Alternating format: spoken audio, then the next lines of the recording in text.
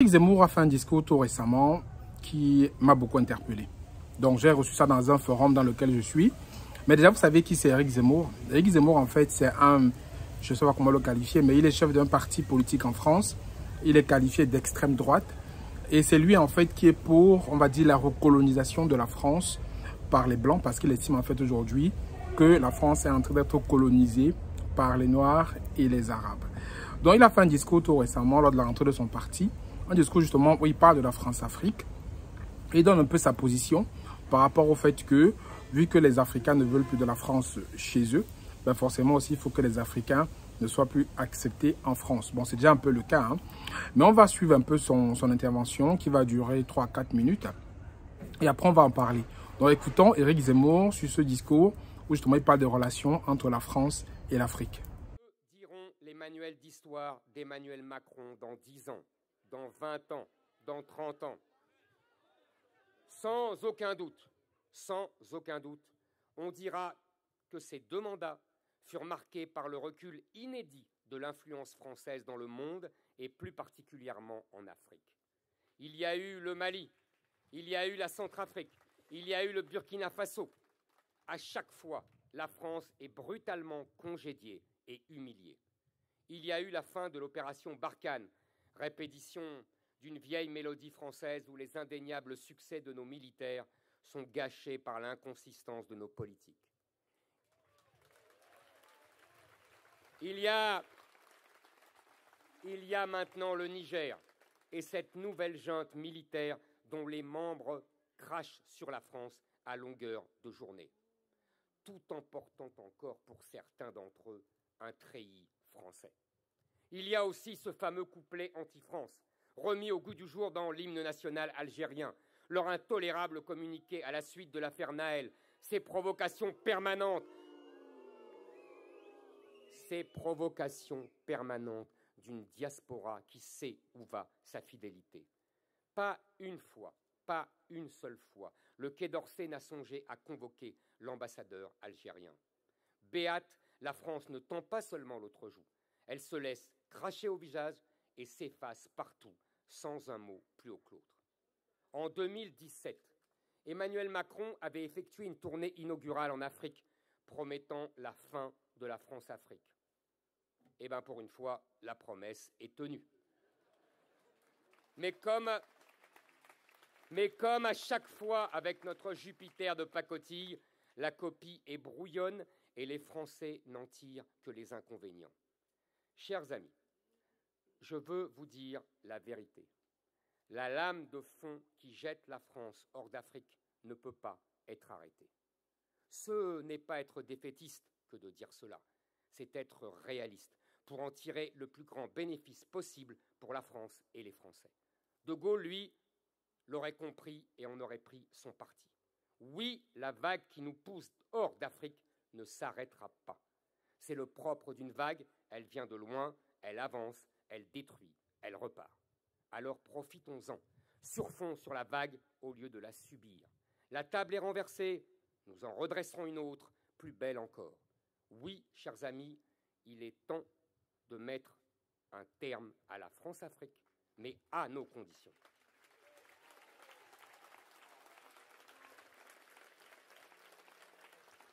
La décolonisation n'a été en vérité qu'un marché de dupes.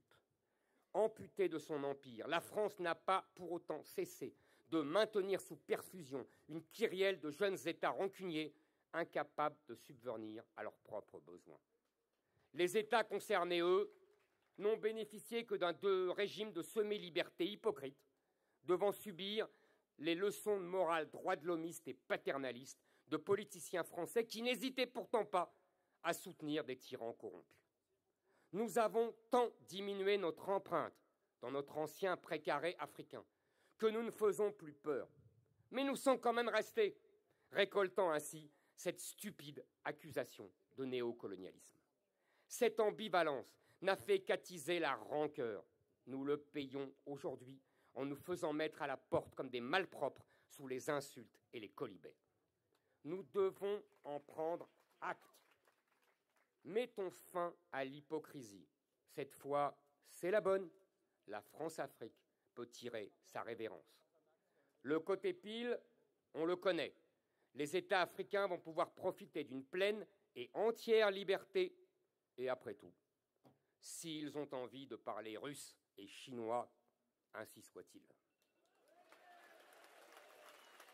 Mais réjouissons-nous, il y a un côté face. Fini les milliards de dettes effacées en échange de rien pour se donner bonne conscience.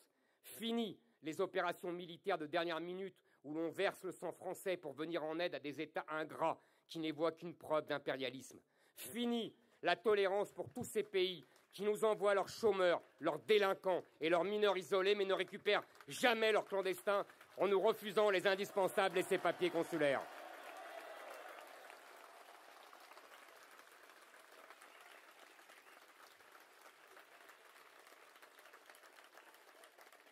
Fini les accords commerciaux qui profitent toujours aux mêmes alors que l'Afrique subsaharienne ne représente que 0,5% de notre commerce extérieur.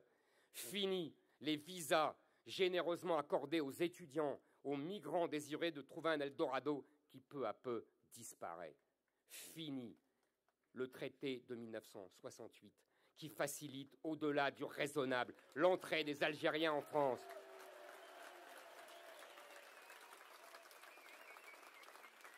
Ce traité qui permettrait, en cas de crise en Algérie, à des millions d'entre eux, et je pèse mes mots, à des millions d'entre eux, de venir très facilement dans notre pays.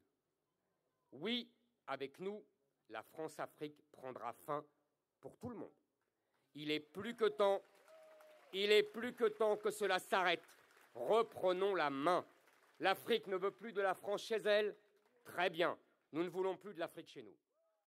Bon, comme on a écouté déjà, le sentiment qu'Éric Zemmour avance, moi je pense qu'aujourd'hui c'est un sentiment qui anime beaucoup de Français. Hein, pour plusieurs raisons. D'abord, de un, le fait que déjà il y ait ce refus, ce rejet de la politique de la France en Afrique a permis en fait ici en France de faire monter l'extrême droite. C'est-à-dire les Français en fait se sont recroquevillés en fait sur le sentiment anti-français qu'il y a en Afrique, mais je pense qu'ils se trompent. Ce n'est pas un sentiment anti-français qu'il y a, c'est parce qu'il y a des pays qui sont contre la politique africaine en Afrique. Il ne faut pas qu'on confonde les deux. Il y a des pays qui aiment bien. Moi j'ai rien contre les Français. Je pense que beaucoup d'Africains n'ont rien contre les Français. Mais ce qu'ils dénoncent en fait, c'est cette politique anti-française, cette politique française, pardon, qui est appliquée en Afrique, qui est une politique de condescendance, de néocolonialisme. En fait, c'est ça qu'ils dénoncent. Et c'est de ça dont parle Éric Zemmour dans son discours. De deux, aujourd'hui, ce sentiment va faire forcément monter l'extrême droite. Et moi, je prends les paris que c'est aussi une stratégie du président actuel. Parce qu'on a un président aujourd'hui en France qui a été élu par la minorité de personnes. Non, c'est un président qui n'a pas été vraiment élu par la majorité. Et il a toujours joué le jeu de faire monter l'extrême droite pour pouvoir se faire élire au second tour. Parce que les deux précédentes élections, il y a toujours eu, soit c'est le candidat Emmanuel Macron, soit c'est l'extrême droite.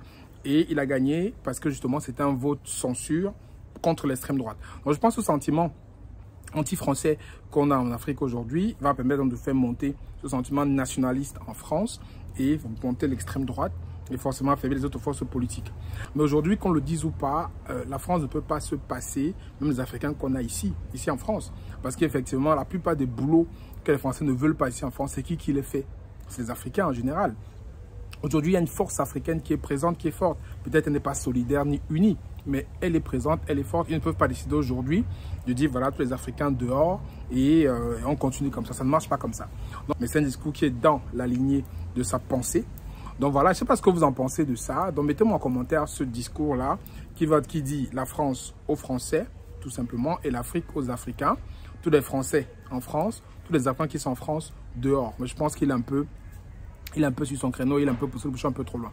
Mettez-moi ça en commentaire ce que vous en pensez, ça m'intéresse. Votre avis sur ce discours-là et on en reparle dans les commentaires. À très bientôt. Ciao, ciao.